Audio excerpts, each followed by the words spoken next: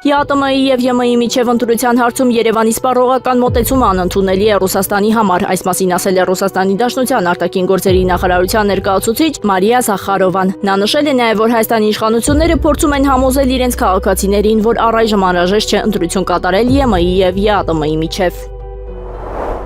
Ռուսաստանի Դաշնության արտաքին գործերի նախարար Սերգեյ Լավրովը հայտարարել է, որ Հայաստանը մնում է ՀԱՊԿ լիիրավ անդամ, այս մասին հայտնում է ՏԱՍՍ-ը։ Նա նաև նշել է, որ ԵՄ-ի և ԵԱՏՄ-ի միջև Հայաստանի ընտրության հարցն արդեն իսկ կարդիական է։ Լավրովը հայտարարել է, որ Հայաստան արդեն ընդունել է Եվրամիությանը միանալու մասին օրենք, ուստի երկրի Եվրասիական տնտեսական միության անդամակցության հարցը հրատապ է և պետք է արագ լուծվի։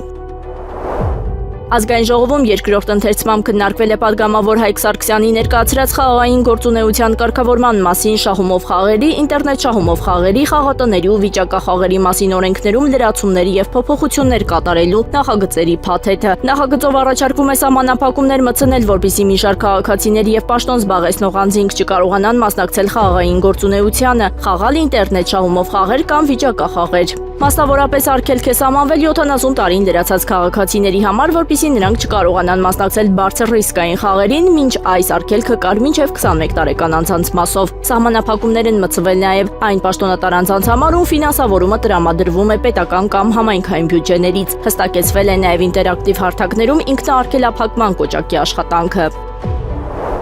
Ահազանգ երկային, որ պետական ծառայության աշխատակիցներին ստիպել էին գնալ իշխանության օգտին քվեարկել և քվեաթերթիկը լուսանկարահանել, ասել է Ուժեղ Հայաստան կուսակցության պատգամավորի թեկնածու Գոհար Մելոյանը։ Մարդիկ իրապես վախենում էին ու հակադրված էին տեսանկարահանելու պրոցեսը իրականացնել։ Տեսանյութեր կան, որ մի շարք ընտրատեղամասերում մարդիկ արդեն նախապես ծոցագրպանում 16 քվեաթերթիկով մուտք են գործել տեղամաս, այսինքն ոչ թե իրենց հետ դուրս են բերել, այլ նախապես են մտել, նշել է նա։ Թուրքիայի նախագահ Ռաջեփ Թայիփ Էրդողանը հայտարարել է Իսրայելի գործողությունները Մերձավոր Արևելքում արդեն սպառնալիք են դարձել Թուրքիայի ազգային անվտանգության համար։ Նրա խոսքով Սիրիայի և Լիբանանի դեմ հարվածներով Բենյամին Նեթանյահուի կառավարությունը տարածաշրջանը հասցրել է նոր վտանգավոր փուլի։ Էրդողանը նշել է Դամասկոսն ու Բեյրութը Թուրքիայի համար առանձնահատուկ նշանակություն են և կապված են պատմական ու եղբայրական հարաբերություններով։ Նա ընդգծել է Թուրքիայի անվտանգությունը սկսում է ոչ միայն սեփական սահմաններից, այլև հարևան երկրների կայունությունից։ Ռուսաստանի պաշտպանության նախարարությունը հայտարարել է Ուկրաինայի զինված ուժերը մեկ օրվա ընթացքում կորցրել են գրեթե 1400 զինծառայող։ Գերատեսչության տվյալներով կորուստներն արձանագրվել հատուկ գործողության գրեթե բոլոր ուղղություններում։ Հյուսիսային խմբի պատասխանատվության գոտում կորուստները գերազանցել են 230 զինվորականը։ Արևմտյան, հարավային և կենտրոնական ուղղություններում նույնպես արձանագրվել են հարյուրավոր կորուստներ։ Արևելյան խմբի գործողությունների գոտում կորուստները կազմել են ավելի քան 455 զինծառայող։ Դնեպրի ուղղությամբ ևս արձանագրվել են լրացուցիչ կորուստներ։ Ռուսաստանի Պետդուման հայտարարություն է ընդունել Կուբայի նկատմամբ ԱՄՆ քաղաքականության վերաբերյալ։ Փաստաթուղթն ուղղված է ՄԱԿ-ին, միջազգային խորհրդարանական կառույցներին և տարբեր երկրների խորհրդարաններին։ Դրանում նշվում է Վաշինգտոնը շարունակում է աննախադեպ ճնշում գործադրել Կուբայի վրա։ Ռուս պատգամավորների գնահատմամբ տնտեսական, ֆինանսական և էներգետիկ սահմանափակումները հակասում են միջազգային իրավունքի սկզբունքներին։ Նրանք պնդում են այդ քաղաքականությունը միջամտություն է ինքնիշխան պետության ներքին գործերին։ Պետդուման նաև հայտարարել է, ներկայիս իրավիճակը վատթարացրել է Կուբայի բնակչության սոցիալական վիճակը։ Իրանի խորհրդարանի ազգային անվտանգության և արտաքին քաղաքականության հանձնաժողովի անդամ Ֆեդա Հոսեյն Մալեկին հայտարարել է Իրանը պատրաստ է պատասխանել ԱՄՆ գործողություններին։ Նրա խոսքով Վաշինգտոնը պետք է հասկանա, որ Թեհրանը լրջոյն է վերաբերում ստեղծված իրավիճակին։ Հայտարարությունը հնչել է այն բանից հետո, երբ ԱՄՆ-ն հարվածներ է հասցրել Իրանի հակաօդային պաշտպանության օբյեկտներին և այլ ռազմական ենթակառուցվածքների։ Իրանը դրանից հետո հարձակվել է Մերձավոր Արևելքում տեղակայված ամերիկյան բազաների վրա։ Մալեկին ընդգծել է Իրանը նախկինում ևս պատասխանել է նման գործողություններին։ Նա ակնարկել է, որ նոր բախումների դեպքում ևս հակահարված անխուսափելի կլինի։ Թելեգրաֆի տվյալներով Մեծ Բրիտանիան ցանկանում է օգնել Ուկրաինային ստեղծել Պատրիոտ համակարգի այլընտրանք։ Նախագիծը նախատեսվում է իրականացնել ուկրաինական պաշտպանական արդյունաբերության մասնակցությամբ։ Համակարգում կարող են օգտագործվել եվրոպական արտադրության ռադարային հետևման և ուղղորդման տեխնոլոգիաներ։ Առայժմ հստակ չէ, թե որքան ժամանակ կպահանջվի նման համալիրի մշակման համար։ Պակիստանի պետական PTV հեռուստաալիքը հայտնել է ռազմական մի 17 ուղղաթիռի կործանման մասին։ Վթարը տեղի է ունեցել Մուզաֆարաբադ քաղաքի մերձակայքում Ջամու և Քաշմիր շրջանում։ Ըստ նախնական տվյալների զոհվել են անձնակազմի բոլոր անդամները։ Հնարավոր պատճառներից մեկը տեխնիկական անսարքությունն է։ Դեպքի հանգամանքները պարզելու նպատակով արդեն սկսվել է պաշտոնական քննություն։ Պակիստանի իշխանությունները դեռևս չեն հրապարակել զոհվածների ճշգրիտ թիվը։ Թրամփը հայտարարել է պատրաստ է նոր հարվածներ հասցնել Իրանին։ Նրա խոսքով թիրախ կարող են դառնալ իրանական կարևոր ենթակառուցվածքային օբյեկտներ։ Թրամփը նշել է ԱՄՆ-ն դիտարկում է էլեկտրակայանների եւ կամուրջների դեմ գործողությունների հնարավորությունը։ Վաշինգտոնը պնդում է իր գործողությունները պատասխան են եղել ամերիկյան ռազմական օբյեկտների դեմ հարձակումներին։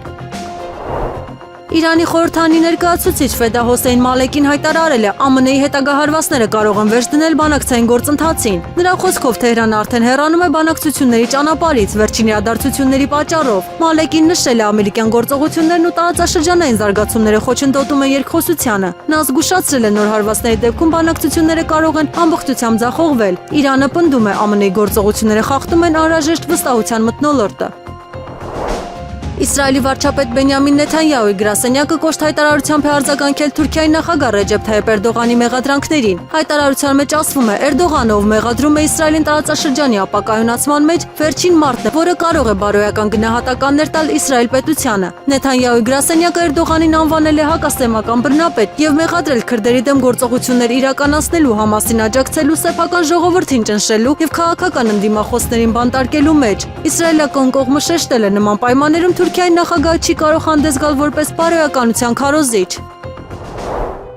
ՆԱՏՕ-ի ԱՄՆ մշտական ներկայացուցիչ Մեթյու Ուիթաքերը հայտարարել է Դոնալդ Թրամփը կարող է օգտագործել Միացյալ Նահանգների ամբողջ ռազմական ներուժը Իրանի դեմ։ Նրա խոսքով դա տեղի կունենա, եթե Թեհրանը հրաժարվի գործարկել ողջամիտ ժամկետներում։ Ուիթաքերը նշել է Վաշինգտոնը ցանկանում է հասնել համաձայնության, սակայն պատրաստ է նաև ուժային տարբերակի։ Ուժեղ Հայաստան կուսակցությունը դեռ որոշում չունի կդիմի սահմանադրական դատարան վիճարկելու հունիսի 7-ի խորհրդարանական ընտրությունների արդյունքները, թե ոչ։ Սպասենք արդյունքներին, հասկանանք համապարփակ իրավիճակն ինչպիսին է ու որոշում կկայացնենք։ Այդ որոշման կայացման մեջ քաղաքական նրբություններ կան։ Այս մասին մամուլի ասուլիսի ընթացքում ասել է Ուժեղ Հայաստան կուսակցության խորհրդի անդամ Գոհար Մելոյանը։ Նշենք, որ Ուժեղ Հայաստան կուսակցությունը մանդատների վերաբերյալ քաղաքական որոշում եւս դեռևս չունի։ Այս պահին վերահաշվարկ է տեղի ունենում եւ ամենակարևոր հարցն այն է, արդյոք Բարգավաճ Հայաստան կուսակցությունը հաղթահարում է անցողիկ շեմը, թե ոչ, այս մասին պատասխանելով քաղաքացիների հարցերին, որոնք վերաբերում են հետագա զարգացումներին, ասել է Հայաստան դաշինքի падգամավոր Քրիստինե Վարդանյանը։ Բազմաթիվ հարցեր կան, կարևորագույն հարցեր սկսած մանդատներից մինչև ինչպես ենք պայքարը շարունակում, որ պիտի լինի ընդդիմության միասնական դիրքորոշում, որպեսզի լինի հնարավորինս արդյունավետ, բայց դրա համար նախ պետք է պարզել, թե ընդդիմությունը քանի ուժից է բաղկացած, այսինքն քանի ուժ է հաղթահարել անցողիկ շեմը խորհրդարանի եւ քանի ուժով պետք է այդ որոշումները կայացվի։ Դրա համար առաջին ամենակարևոր հարցը Բարգավաճ Հայաստան կուսակցությունը հաղթահարել է անցողիկ շեմը, թե ոչ, դա կարծում եմ առաջիկա շաբաթվա ընթացքում պարզ կլինի, մինչև ամսի 14-ը վերջնական պարզություն կունենանք այս հարցում։ Երկրորդ փուլը դա ընտրությունների արդյունքների վիճարկումն է սահմանադրական դատարանում եւ ընտրությունների լեգիտիմության հարցը։ Այստեղ էլ շատ ուղիղ ուզում եմ ասել, որ սա մանդատներ վերցնել չվերցնելու հարցի հետ կապ չունի։ Մենք վիճարկում ենք քաղաքացիական պայմանագիր կուսակցության ստացած ձայները, վիճարկում ենք, որ իրենք ավելի քիչ ձայն են ստացել, վիճարկում ենք, որ իրենք այնպիսի միջոցների են դիմել ձայները ստանալու, որոնք ազդել են ընտրությունների արդյունքների վրա, նշել է Քրիստինե Վարդանյանը։ Այսօր հրապարակվել է Ռուստամ Ստեփանյանի Չաղ Ռուստամի վերդիկտը, նրա խափանման միջոցը փոխվել է տնային կալանքի 5 միլիոն դրամ գրավի դիմաց։ Նշեք, որ 2024 թվականի հուլիսի 28-ին Աջափնյակում սպանվել էր քրեական հեղինակություն Սերգեյ Գրիգորյանը, ֆազը, վերջինի սպանության դեպքով կալանավորված է Ռուստամ Ստեփանյանը, Չաղ Ռուստամը։ Էկոնոմիկայի նախարար Գևորգ Պապոյանը ներկայացրել է էլեկտրաշարժիչով մեքենաների քվոտայի մնացորդի տվյալները հունիսի 1-ի դրությամբ։ Դիլերներ 3000 հատ քվոտայից սպառվել է 1177-ը, քվոտայի մնացորդն է 1823 հատ։ Ոչ դիլերներ 12000 հատ, քվոտայից սպառվել է 6769, քվոտայի մնացորդն է 5231 հատ։ Հայաստանի Հանրապետության երրորդ նախագահ Սերժ Սարգսյանն անդրադարձել է խորհրդանական ընտրություններին եւ ասել, եթե մենք 2017 թվականին անցկացնեինք այսպիսի ընտրություններ, ապա եվրոպական դիտորդները անպայման կֆիքսեին հետեւյալ նախադասությունը, որի եւ նախընտրական փուլում եւ քվեարկության օրը տեղի են ունեցել համատարած խախտումներ, բայց ես չեմ ակնկալում, որ հիմա դիտորդներն այդպիսի արձանագրում կանեն, նշել է Սերժ Սարգսյանը։ Իրանի արտաքին գործերի նախարար Աբբաս Արաղչին հայտարարել է երկիրոն ինքնապաշտպանության անհագտելի իրավունք։ Նա նշել է ԱՄՆ-ի կողմից իրականացված գործողությունները խախտում են Իրանի ինքնիշխանությունը։ Արաղչին այս հայտարարությունը կատարել է տարածաշրջանային գործընկերների հետ հեռախոսազրույցների ընթացքում։ Նրա խոսքով Իրանը չի պատրաստվում անարձագանք թողնել որևէ սպառնալիք, Թեհրանը պատրաստ է պատասխանել ցանկացած նոր հարձակման։ Իրանի զինված ուժերը հարվածներ են հասել ԱՄՆ բազաների ուղղությամբ Հորդանանում, Քուվեյթում եւ Բահրեյնում։ Ըստ ֆարս գործակալության թիրախների շուրջ 70%-ը ենթարկվել է վնասի։ Հարվածների ընթացքում կիրառվել են բալիստիկ հրթիռներ եւ անօդաչու սարքեր։ ԱՄՆ կողմը հաստատել է արձագանքել է գործողություններին։ Եվրամիության արտաքին քաղաքականության ղեկավար Կայա Կալասը հայտարարել է միասնական դիրքորոշում չկա Իսրայելի դեմ պատժամիջոցների հարցում։ Նրա խոսքով անդամ երկրներն ունեն տարբեր մոտեցումներ։ Իռլանդիան, Իսպանիան եւ Սլովենիան կողմ են խիստ սահմանափակումներից, սակայն մյուս երկրները չեն համաձայնում նման քայլերի։ Կալասը նշել է, որ նոր միջոցներ կլինեն, բայց դրանց ընդունումը բարդ է։ ՄԱԿ-ի Պարենի համաշխարհային ծրագիրը հայտարարել է ֆինանսավորման կտրուկ կրճատման մասին։ Կազմակերպությունը ստիպված է բարդ ընտրություններ կատարել օգնության բաշխման հարցում։ Որոշ դեպքերում ռեսուրսները վերցվում են սովածներից մահամերձներին փրկելու համար։ Իրավիճակը գնահատվում է որպես ճգնաժամային։ ՄԱԿ-ը կոչ է անում միջազգային աջակցություն։ Վրաստանի խորհրդանի խոսնակ Շալվա Պապոաշվիլին հայտարարել է. Եվրամիությունը պահանջում է հակառուսական պատժամիջոցների կիրառում։ Նրա խոսքով դա ներկայացվում է որպես վիզային ռեժիմի պահպանման պայման։ Վրացական կողմը դա որակել է որպես վտանգավոր ճնշում։ Նա նշել է նման քայլերը կարող են վնասել երկրի տնտեսությանը։ Բանակցությունները շարունակվում են Բրյուսելում։ Իրանի զինված ուժերը հայտարարել են, որ նոր հարձակումների դեպքում կկիրառեն լայնածավալ պատասխանատվություններ։ Ըստ հայտարարության թիրախավորվելու են տարածաշրջանի բոլոր ռազմավարական օբյեկտները։ Նախորդ գործողությունները եղել են պատասխան բնույթի։ Իրանը ընդգծել է ռազմական պատրաստվածությունը։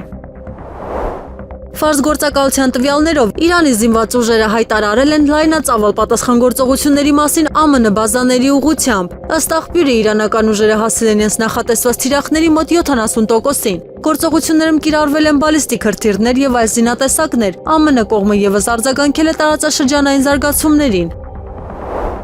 ՌԴԱԳ խոսնակ Մանիա Զախարովան հայտարարել է. Արևմուտքը փորձում է ոչնչացնել պարտությունների եւ հանցագործությունների ապացույցները։ Նա նշել է, այդ գործընթացն իրականացվում է Կիևի միջոցով։ Զախարովան անդրադարձել է Սևաստոպոլի թանգարանի վրա հարձակմանը որպես օրինակ։ Նրա խոսքով նման գործողությունները համակարգված են եւ նպատակ ունեն վերացնել պատմական ապացույցները։ Նա նաեւ նշել է, հուշարձանների թիրախավորումը դարձել է լայն տարածված երևույթ։ Ռուսաստանը մեղադրում է Արևմուտքին անմիջական ներգրավվածության մեջ։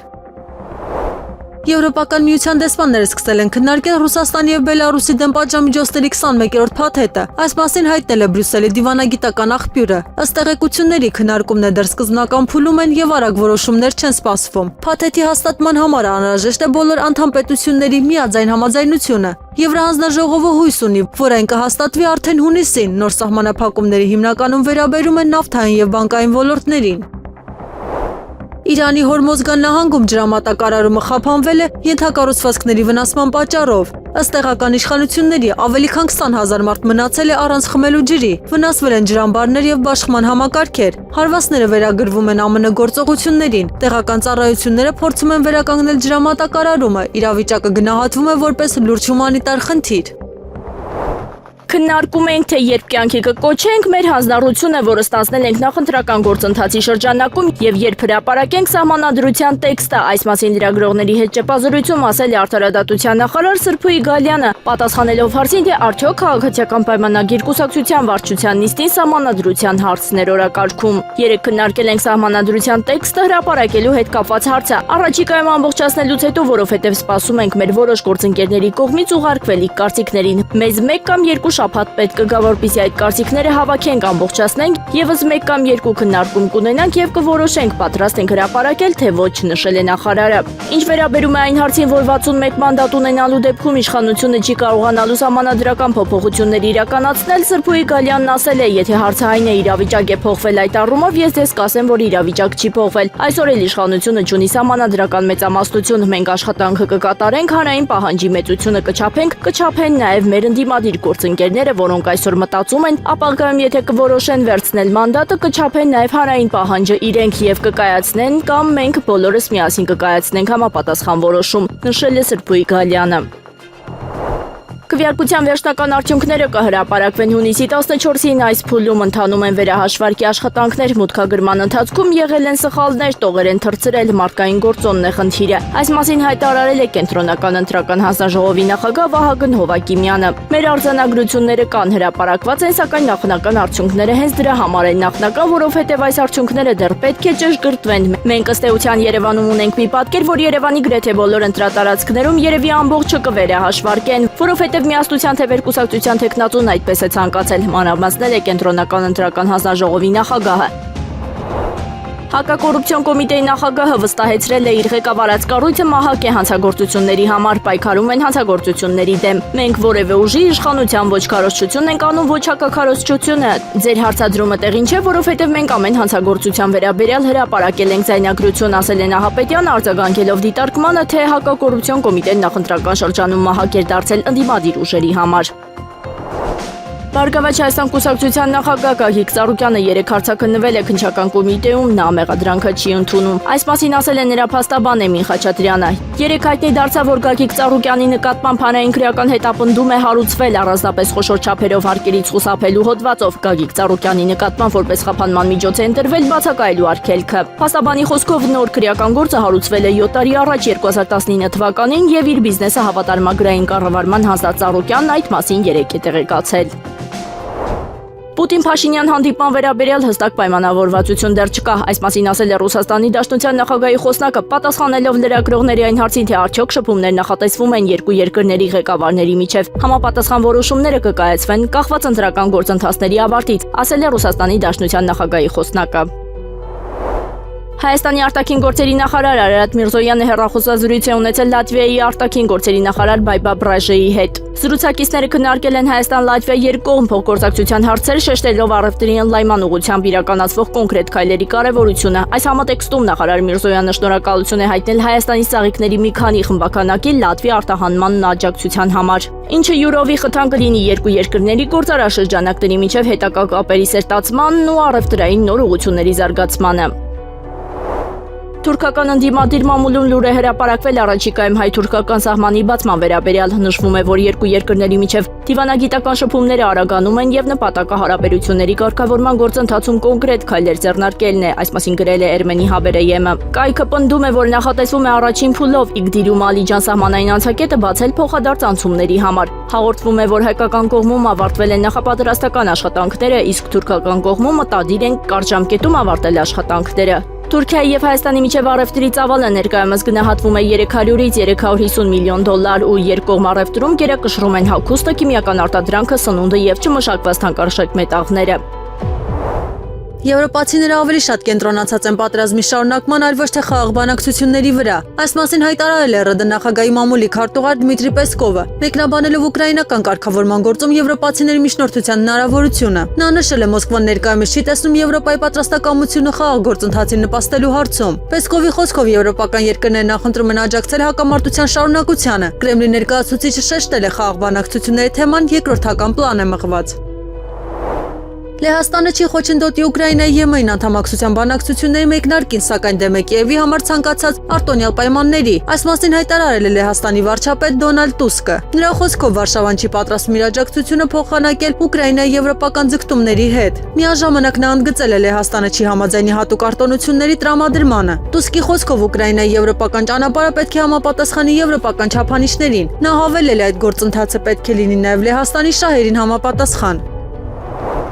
Ֆրանսիան նոր պատժամիջոցներ սահմանել օկուպացված արևմտյան ափում տեղի ունեցող գործընթացների պատճառով, երկրի արտաքին գործերի նախարար Ժան-Նոել Բարոն հայտարարել է. Ֆրանսիան արգելել է Իսրայելի ֆինանսների նախարար Բեցալել Սմոտրիչի մուտքը երկիր։ Սահմանափակումների տակ են հայտնվել նաև վերաբնակեցման կազմակերպությունների ղեկավարներ եւ մի շարք վերաբնակիչներ։ Փարիզը Սմոտրիչին մեղադրում է արևմտյան ափի բռնակցման եւ նոր բնակավայրերի ընդլայնման քաղաքականությունը խթանելու մեջ։ Ֆրանսիան ընդգծել է շարունակում է պաշտպանել երկու պետություն սկզբունքը։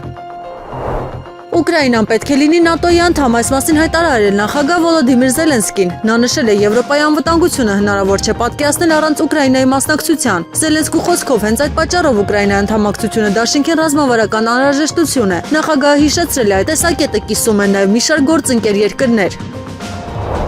Ռուսաստանը պահանջում է Եվրոպայից հեռացնել ամերիկյան միջուկային զենքը, այս մասին հայտարարել է ՌԴ ԱԳՆ հատուկ հանձնարարություններով դեսպան Անդրեյ Բելոուսովը։ Նրա խոսքով Եվրոպայում տեղակայված ամերիկյան միջուկային զինանոցը սպառնալիք է Ռուսաստանի ռազմավարական անվտանգության համար։ Մոսկվան պնդում է, այդ զենքը պետք է վերադարձվի Միացյալ Նահանգներ։ Բելոուսովը նաև կոչ է այլ ապամոնտաժել դրա տեղակայման համար ստեղծված ենթակառուցվածքները։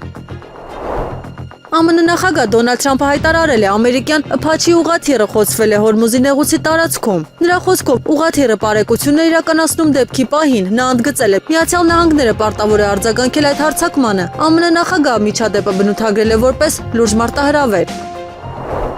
Ռուսաստանի արտաքին գործերի փոխնախարար Միխայել Գալուզինը հանդիպել է Ռուսաստանում Ադրբեջանի դեսպան Ռահման Մուստաֆայևի հետ։ Կողմերը քննարկել են ռուս-ադրբեջանական հարաբերությունների օրակարգային հարցերը։ Ռուսաստանի ԱԳՆ-ի փոխանցմամբ զրույցի ընթացքում անդրադարձ եղել նաև միջազգային թեմաների։ Քննարկվել են հարաբերությունների ընթացիկ ուղղություններն ու փոխգործակցության տարբեր ոլորտները, մանրամասներ նախարարությունը չի հրապարակել։ Իրանի զինված ուժերը հայտարարել են հարձակվել են տարածաշրջանում ամերիկյան 21 օբյեկտի վրա։ Ըստ ԻՐԻԲ-ի գործողությունը եղել է պատասխան ԱՄՆ-ի կողմից իրականացված հարվածներին։ Իրանական կողմը նշել է թիրախավորվել են ամերիկյան ռազմական օբյեկտներ։ Ավելի վաղ ԱՄՆ-ն հայտնել էր պատասխան գործողություններ իրականացրել Իրանի դեմ, ըստ ամերիկյան տվյալների խոցվել են Իրանի հոբ համակարգեր եւ ռազմական ենթակառուցվածքներ։ Իրադարձությունները զարգացել են Apache ուղղաթիռի միջադեպից հետո։ ԱՄՆ փոխնախագահ Ջեյդի Վենսը հայտարարել է Վաշինգտոնի եւ Թեհրանի միջև հնարավոր համաձայնագիրը կարող է կնքվել ինչպես մեկ շաբաթում, այնպես էլ մի քանի ամսում։ Նրա խոսքով կողմերը շարունակում են աշխատել պայմանավորվածությունների ուղղությամբ։ Վենսը նշել է Միացյալ Նահանգները շարունակում է հասնել երկարաժամկետ լուծման։ Նա ընդգծել է քննարկումները վերաբերում են նաեւ Իրանի միջուկային ծրագրին։ Փոխնախագահի կարծիքով կողմերը մոտ են որոշակի առաջընթացի։ Միաժամանակ նա ընդունել է դեռևս զգալի աշխատանք կատարելու։ Իրանի արտաքին գործերի նախարար Աբբաս Արաղչին կոչ է արել օտարերկրյա զորքերին հեռանալ Իրանի հարակից տարածքներից։ Նրա խոսքով նման զորքերի ներկայությունը մշտական ռիսկ է ստեղծում տարածաշրջանում։ Արաղչին նշել է ցանկացած սխալ կամ միջադեպ կարող է հանգեցնել վտանգավոր հետևանքների։ Նա ընդգծել է Թեհրանը նախընտրում է դիվանագիտական ճանապարհը։ Միաժամանակ նախարարը հայտարարել է Իրանը կարող է խոսել նաև այլ լեզուներով։ 2025 թվականի ընթացքում Հայաստանի Հանրապետության քաղաքացիության տրամադրման վերաբերյալ 805 դիմում մերժվել է։ Ազգային ժողովում այս մասին հայտնել է Հայաստանի Հանրապետության նախագահի աշխատակազմի ղեկավարի պարտականությունները կատարող Խաչատուր Պողոսյանը։ Նա նշել է, թե վիճակագրություն չկա, արդյոք 805-ի մեջ Արցախից բռնի տեղահանված անձինք կան, թե ոչ։ Իմ ունեցած տեղեկության համաձայն գրեթե բացառվում են նման դեպքերը, որովհետև միգրացիայի եւ քաղաքացիության ծառայությունը Արցախից բռնազավթված մեր հայրենակիցների վերաբերյալ գործերը առանձնահատուկ ռեժիմով ամենակարճ ժամանակում է նայում։ Իմ հիշողության մեջ չկա դեպք, որ նման դիտարկումներ լինեն, ընդգծել է Պողոսյանը։ Դատախազը հունիսի 8-ին հանրային քրեական հետապնդում է հարուցել Գագիկ Ծառուկյանի Փեսայի Կոտայքի նախկին մարզպետ Կարապետ Գուլոյանի նկատմամբ արգելանքի տակ գտնվող գույքի հետ ապօրինի արարք կատարելու համար։ Այս մասին տեղեկացնում է դատախազությունը։ Գլխավոր դատախազությունը տեղեկացրել է, որ ի թիվս այլնի 2026 թվականի մայիսի 12-ին ապօրինի ծագում ունեցող գույքի բռնագանձման գործով օրինական ուժի մեջ մտած վճռի հիման վրա Հայաստանի Հանրապետության սեփականության իրավունքն է գրանցվել Կոտայքի նախկին մարզպետ Աբովյան համայնքի նախկին ղեկավար Կարապետ Գուլոյանից եւ նրա կնոջից Ռոզա Գագիկի Ծառուկյանից բռնագանձված Կոտայքի մարզի Առինջ գյուղի Պարուս-Սևակ թաղամասի 14-րդ փողոցի թիվ 8 հասցեի անշարժ գույքի ապօրինի ճանաչված մասի շուրջ 91%-ի նկատմամբ։ Ընտրատարածքային ընտրական հանձնաժողովներում այսօր շարունակվում է որոշ տեղամասերի վերահաշվարկի գործընթացը, որը հեռարձակվում է ուղիղ եթերով։ Նշենք, որ ընտրական հանձնաժողովը ստացել է ընդհանուր թվով 30 դիմում Բարգավաճ Հայաստանի Միասնության թևերի եւ Հայաստան դաշինքի վստահված անձանց եւ տեխնացուների կողմից։ Ստացվել է ընդհանուր թվով 555 տեղամասային ընտրական հանձնաժողովների քվեարկության արդյունքները վերահաշվարկելու դիմումներ։ Վարչական դատարանն արգելել է Պաշտպանության նախարարությանը վտարել արցախցի զինծառայողներին իրենց բնակարաններից, այս մասին հայտնել է փաստաբան Ռոման Երիցյանը։ Բաքվի վերաքննիչ դատարանում քննվել են Բաքվում ապօրինաբար գերեվարված հայերի բողոքները նրանց նկատմամբ կայացրած վիճռների վերաբերյալ։ Արցախի նախկին նախագահ Արայիկ Հարությունյանի պաշտպանը միշտորթել է անմեղ ճանաչել նրան։ Նիստի ընթացքում ելույթ է ունեցել նաև Արայիկ Հարությունյանը, նշելով, որ համաձայն է պաշտպանի ներկայացրած դիրքորոշմանը բոլոր փաստաբանները դատարանին խնդրել են հետաձգել դատական նիստը ելույթներին նախապատրաստվելու համար։ Վերաքննիչ դատարանի հաջորդ նիստը տեղի կունենա հունիսի 16-ին։ Հայաստանում խորհրդարանական ընտրություններն անցել են իշխանությունների կողմից ընդդիմության նկատմամբ աննախադեպ ճնշումների եւ արևմուտքի աննախադեպ միջամտության ներքո։ Այս մասին հայտարարել է Ռուսաստանի Դաշնության արտաքին գործերի նախարարության պաշտոնական ներկայացուցիչ Մարիա Զախարովան, հաղորդում է ՌԻԱ Նովոստին։ Աննախադեպ ճնշում ընդդիմության նկատմամբ մի կողմից դա այն է, ինչ ակնհայտորեն իրականացնում էին Հայաստանի իշխանությունները որպես հայեցակարգ։ Եվ արևմուտքի միջամտությունը նույնքան աննախադեպ է իմ կարծիքով այս տարածաշրջանի համար ընտրական գործընթացների համատեքստում, ասել է Զախարովան մեկնաբանելով կայացած ընտրությունները։ ԱՄՆ կոնգրեսական Բրեդ Շերմանը պահանջել է, որ Ադրբեջանը անհապաղ ազատ արձակի բոլոր հայ բանտարկյալներին, քաղաքական գործիչը հիշեցրել է հայ գերիներին գնդակահարելու դեպքերը, որոնց կադրերը տարածվել էին համացանցում։ Հաշվի առնելով սա, կարևոր է, որ Միացյալ Նահանգները պահանջի, որ Բաքուն անհապաղ ազատ արձակի բոլոր հայ բանտարկյալներին, ասել է նա։ Միջազգային արժութային հիմնադրամը հաստատել է Հայաստանին 25 միլիոն դոլարի հատկացում։ Այս մասին նշված է Միջազգային արժութային հիմնադրամի կայքում։ Միջազգային արժութային հիմնադրամի գործադիր խորհուրդն ավարտել է Հայաստանի համար նախատեսված Stand-by Arrangement ծրագրի առաջին վերանայումը։ Վերանայման ավարտը հնարավորություն է տալիս հատկացնել շուրջ 25.1 միլիոն ԱՄՆ դոլար, ասված է հայտարարության մեջ։ Ռուսաստանի նախագահ Վլադիմիր Պուտինը դեռ չի շնորհավորի Նիկոլ Փաշինյանին, սպասում են ընտրությունների պաշտոնական եզրակացություններին։ Ռուսաստանի Դաշնության նախագահի մամուլի քարտուղար Դմիտրի Պեսկովն ասել է, այստեղ կարևոր է սպասել ինչ-որ վերջնական պաշտոնական արդյունքների, այնուամենայնիվ նախընտրում ենք սպասել պաշտոնական եզրակացությունների, նշել է Պեսկովը, ապա պարզաբանել, որ քվեարկության ընթացքում Հայաստանից բազմաթիվ խախտումների մասին հաղորդումներ են ստացվել, ուստի պաշտոնական արդյունքներն առանձնահատուկ կարևորություն ունեն։ Նիկոլ Փաշինյանին ուղղված շնորհավորանքներից բացակայում է նաև Թուրքիայի նախագահ Էրդողանի շնորհավորանքը եւ չնայած դրան Էրդողանը հանդիպել է Պոլսու հայոց պատրիարք Սահակարգ եպիսկոպոս Մաշալյանի հետ, հանդիպանը ներկայ են եղել նաև Թուրքիայի արդարադատության նախարարը եւ մշակույթի եւ զբոսաշրջության նախարարը, ինչպես նաև падգամավոր Սևան Սվաջօղլուն։ Նշվում է, որ հանդիպման ընթացքում քննարկվել են Թուրքիայի հայ համայնքին հետաքրքրող հարցեր։ ԵԱՏՄ-ի եւ ԵՄ-ի միջև ընտրություն կատարելիս Հայաստանը պետք է հիշի, որ Ռուսաստանն է եղել նրա անկախության երաշխավորը, ասել է Ռուսաստանի նախագահի հատուկ ներկայացուցիչ Միխայել Շվիդկոյը։ Ռուսաստանը միշտ եղել է Հայաստանի անկախության երաշխավորը, կարծում եմ այս ամենը պետք է հիշել եւ հաշվի առնել, երբ Հայաստանի ղեկավարությունը որոշում է, թե որ միությանը միանալ։ Միաժամանակ ԵԱՏՄ-ի եւ ԵՄ-ի անդամ լինելը գործնականում անհնար է, ասել է հատուկ ներկայացուցիչը։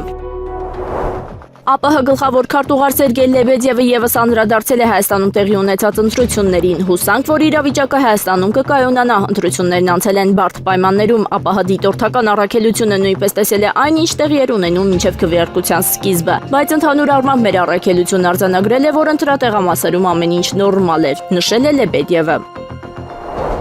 Բարգավաճ Հայաստան կուսակցության պահանջով թիվ 27/26 ընտրատեղամասի քվեների վերահաշվարկը սկսվել է ծրարները բացելուց հետո պարզ է դարձել, որ ԲՀԿ-ն այստեղ ստացել է 19 ձայն, այնքան, որքան նշվել էր քվեարկության արձանագրության մեջ։ Կենտրոնական ընտրական հանձնաժողովը սակայն 19-ի փոխարեն իր կայքում հրապարակել էր ընդամենը 3 ձայն։ Կենտրոնական ընտրական հանձնաժողովից հայտնել են Բարգավաճ Հայաստանը անճշտությունների մասին բարձրաձայնեց նախորդին, երբ միայն 4 ընտրատեղամասում ընդդիմադիր կուսակցության տվյալներով 120 ձայն կենտրոնական ընտրական հանձնաժողովը չէր հաշվարկել։ Վերահաշվարկն ավարտվելու է ուրբաթ օրը, հայտնել են կենտրոնական ընտրական հանձնաժողովից։